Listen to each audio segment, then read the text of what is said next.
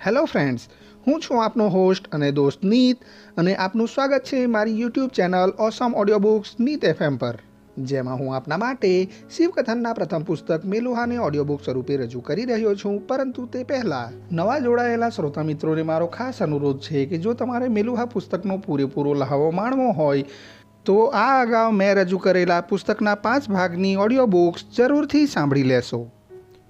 શ્રોતા મિત્રો, આપના માટે પ્રસ્તુત છે મેલુહા પુસ્તકની ઓડિયો બુકનો ભાગ 6, પ્રકરણ 3, શિવના જીવનમાં સતીનો પ્રવેશ. મિત્રો, આની અગાઉના ભાગમાં આપણે જોયું છે કે શિવને મેલુહાની રાજધાની દેવગિરી લઈ જવા માટે નંદી કાફલા સાથે નીકળે છે. રસ્તામાં બિયાસ નદી પાર કરતી વખતે અચાનક આવેલા વરસાદ અને તોફાનને કારણે નંદી નદીમાં પડી જાય છે, જેને શિવ બચાવે છે.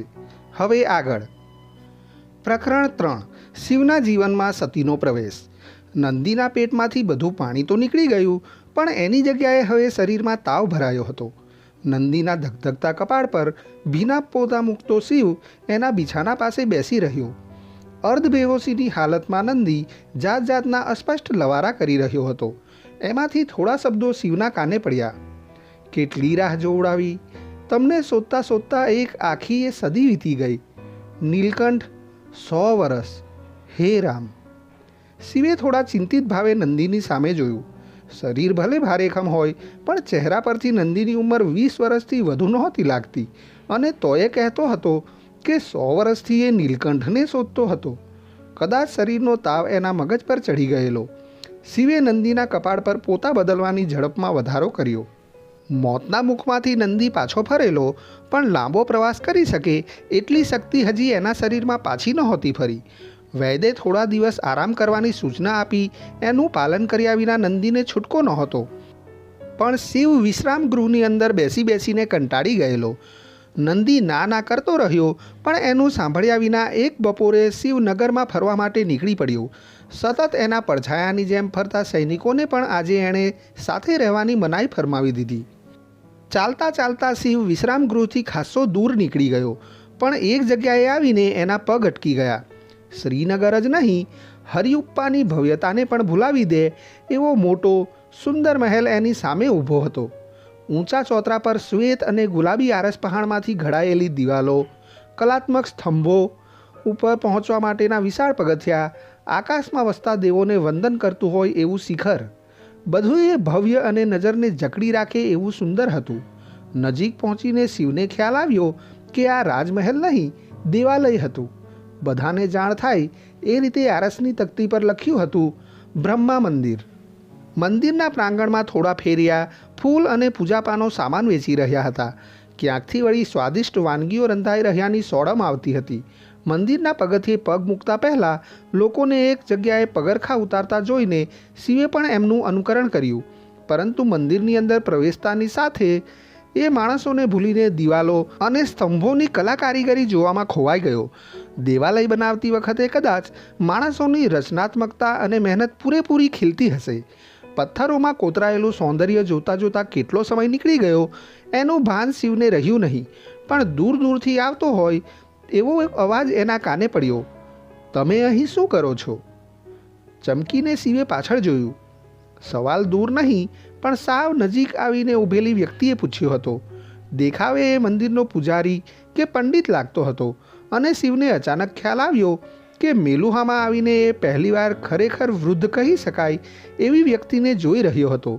માથા પરના વાળની જેમ જ દાઢી પણ લાંબી અને શ્વેત રંગની હતી.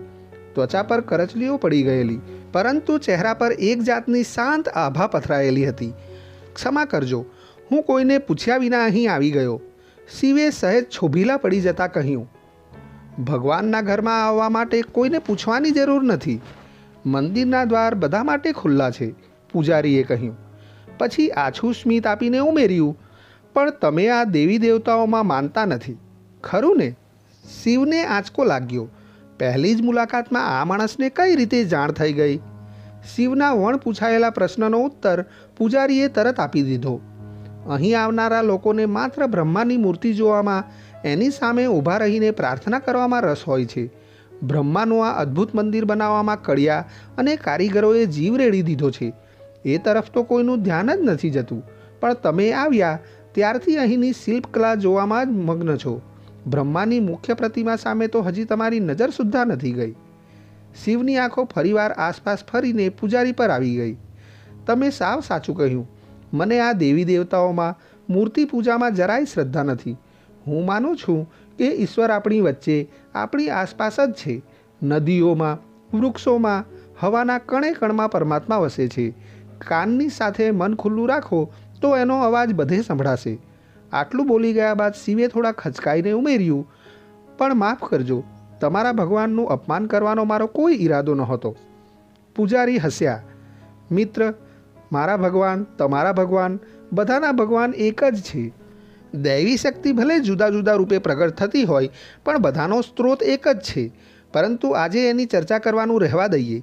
મારું મન કહે છે કે એક દિવસ તમને એવું મંદિર મળશે જ્યાં જઈને તમને માત્ર પ્રાર્થના કરવાની ઈચ્છા થશે.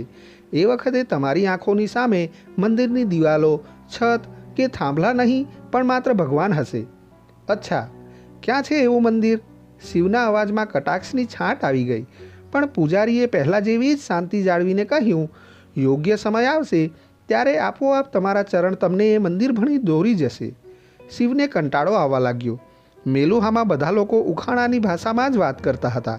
આડું અવડું કંઈ બોલાઈ જાય એ પહેલાં અહીંથી નીકળી જવામાં શાણપણ હતું. આશીર્વાદ આપો કે તમે કહ્યું એવું મંદિર મને જલ્દી જડી જાય. પૂજારીના ચરણ સ્પર્શ કરીને શિવ બોલ્યો. એના માથા પર હાથ મૂકીને પૂજારીએ કહ્યું, જય ગુરુ વિશ્વામિત્ર, જય ગુરુ વશિષ્ઠ. કોઈ પૂજા પ્રાર્થના કર્યા વિના મંદિરમાંથી પાછા જઈ રહેલા શિવની પીઠને પૂજારી તાકી રહ્યા. કર્મના માર્ગે મોક્ષ તરફ લઈ જનારા સહપ્રવાસીને એમણે ઓળખી લીધેલો. આખરે મારા કર્મસાથીના દર્શન થયા ખરા. પૂજારીના હોઠ ફફડ્યા. મંદિરના પગથિયા ઉતરી રહેલા શિવના પગ ધીમા પડી ગયા. મનની બધી અશાંતિને, અસ્વસ્થતાને હરી લે એવું અહીંનું વાતાવરણ હતું. બસ થોડી વાર પછી નીકળી જઈશ. છેલ્લા પગથિયા પર બેસી પડતા શિવે વિચાર્યું.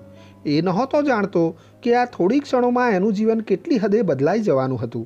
દરેક આત્મા જાણે અજાણે જન્મોજન્મ જેની રાહ જોતો હોય, પણ એમાંથી કોઈકના જ ભાગ્યમાં હોય એવી આ ક્ષણ હતી. શિવે આંખો ઊંચી કરી અને સામેથી એ આવતી દેખાઈ. શ્રોતા મિત્રો, પ્રકરણ 3 શિવના જીવનમાં સતીનો પ્રવેશ ખૂબ લાંબુ છે, તેથી એને હું આપના માટે 2 ભાગમાં રજૂ કરીશ. અત્રે પ્રકરણ 3 શિવના જીવનમાં સતીનો પ્રવેશનો ભાગ 1 પૂર્ણ કરું છું. શિવના જીવનમાં સતીનો પ્રવેશ કેવી રીતે થાય છે તે જાણવા માટે જોડાયેલા રહો મારી YouTube channel awesome audio books Neet FM સાથે. તો શ્રોતા મિત્રો, જલ્દીથી મળીશું મેલુહા પુસ્તકની ઓડિયો બુકના ભાગ 7 સાથે. ત્યાં સુધી સાંભળતા રહો ઓસમ ઓડિયો બુક્સ નીત FM પર સરસ મજાની વિશ્વ પ્રસિદ્ધ પુસ્તકોની ઓડિયો બુક અને સાથે નાની મોટી વાર્તાઓની ઓડિયો બુક. શ્રોતા મિત્રો, આપના સારા સ્વાસ્થ્યની કામના સહ સ્વસ્થ રહો, મસ્ત રહો. જય ભારત, જય હિન્દ, અસ્તુ.